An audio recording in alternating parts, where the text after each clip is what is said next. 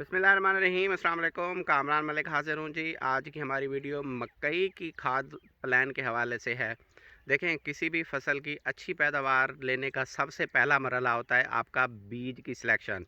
जब तक आप एक अच्छा और मयारी हाइब्रिड काश्त नहीं करेंगे, तब तक आपकी पैदावार अच्छी आना ये तो मुमकिन ही नहीं है। वैरायटियों के हवाले से हमने पिछली वीडियो में डिस्कस किया है, वो यूट्यूब पे जो है वो वीडियो पड़ी है, आप उसको देख सकते हैं कि हमें कौन सी वैरायटी और किस करैक्टर को सामने रखते हुए काश्त करनी चाहिए, क्योंकि मौसम हमारा बहुत अनप्रडिक्टेबल हो गया है। इसलिए आपको गर्मी बर्दाश्त करने वाली अकसाम जो कि डी काल्ब मोनसेंटो की हैं, बायर मोनसेंटो, आप यही जो है वो अकसाम कोई भी काश्त कर सकते हैं। उनकी डिटेल हमने पिछली वीडियो में डिस्कस कर ली है। अब बढ़ते हैं खाद प्लान की तरफ जी। मकई में जो है हम खाद का प्लान क्या रखना चाहिए जिससे कम अज़ कम हमारी जो है वो 130 से 150 मन के दरमियान पैदावार आए।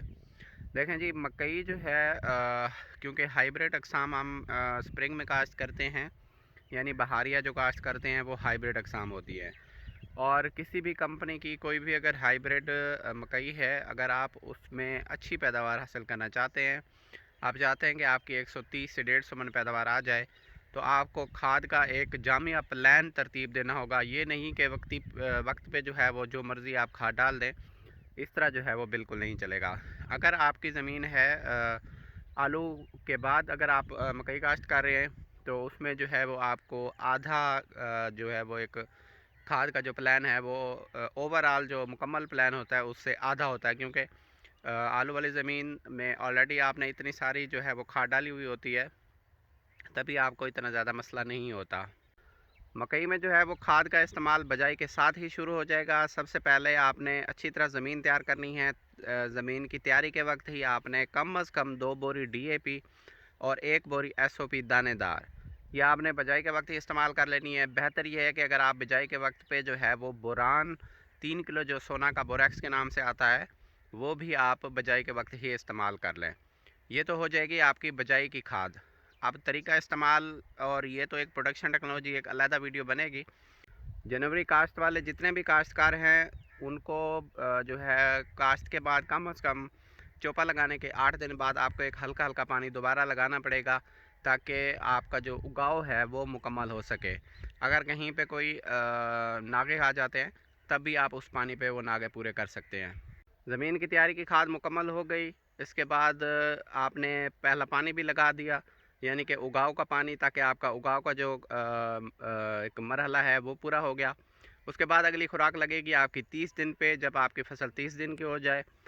प्लांट प्रोटेक्शन के हवाले से 30 दिन की फसल तकरीबन 1 फुट की होगी। उस वक्त जो है आप 4 किलो फटेरा या कार्बोफ्यूरान किसी भी अच्छी कंपनी के लेके आप कॉम्प्लो में डाल दें, ताकि आपकी जो फसल है वो किसी भी कीड़े से, किसी इंसेक्ट से महफूज रहे। 30 दिन पे पहली खुराक होगी आपकी 1 बोरी यूरिया, उसके साथ 3 से 4 किलो EDTA चिलेटेड जिंक आप इस्तेमाल कर लें, ताकि उस वक्त जड़ों का जो ग्रोथ हो रही है, जो जड़ों का निज़ाम फैल रहा होता है, उसमें जो है वो जिंक अपना किरदार अदा करे और सेहतमंद जड़ें जो है वो पौधा तैयार कर ले। इसके बाद जो है वो अगली डोज़ लगेगी तकरीबन 60 दिन की, जब आपकी फसल हो जाएगी। देखें, जो बहारिया मकई है, क्योंकि जब ये 60 दिन पे पहुंचती है, तो इस वक्त जो तकरीबन 2.5 से 3 फुट, 2.5 फुट की होती है तकरीबन। 2.5 फुट तक जब आपकी फसल पहुंच जाए, यानी कि काश्त के 60 दिन बाद, उस वक्त आपने दोबारा 1 बोरी यूरिया के साथ 2 से 3 किलो सल्फ़र इस्तेमाल लाजमी करना है।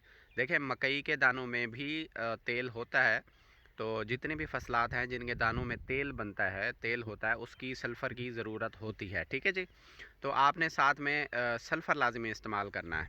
इसके बाद अगली जो खुराक होगी वो तकरीबन 80 से 85 दिन की फसल पे लगेगी।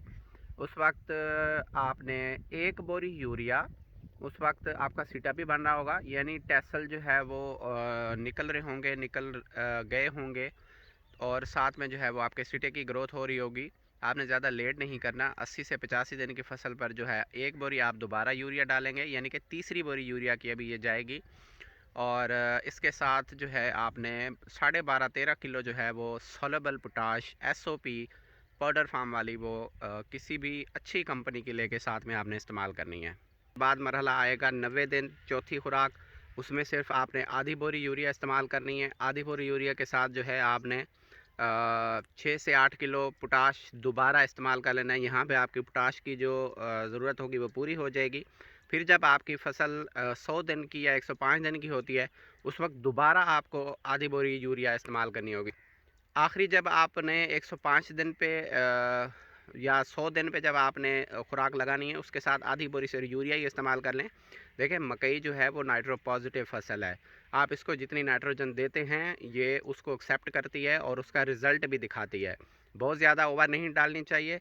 जिस तरह मैंने आपको प्लान बना के दिया है, इसी प्लान पे आप चलेंगे, इंशाल्लाह आपकी 130 से 150 मन के दरमियान जो है वो पैदावार यकीनी होगी इंशाल्लाह।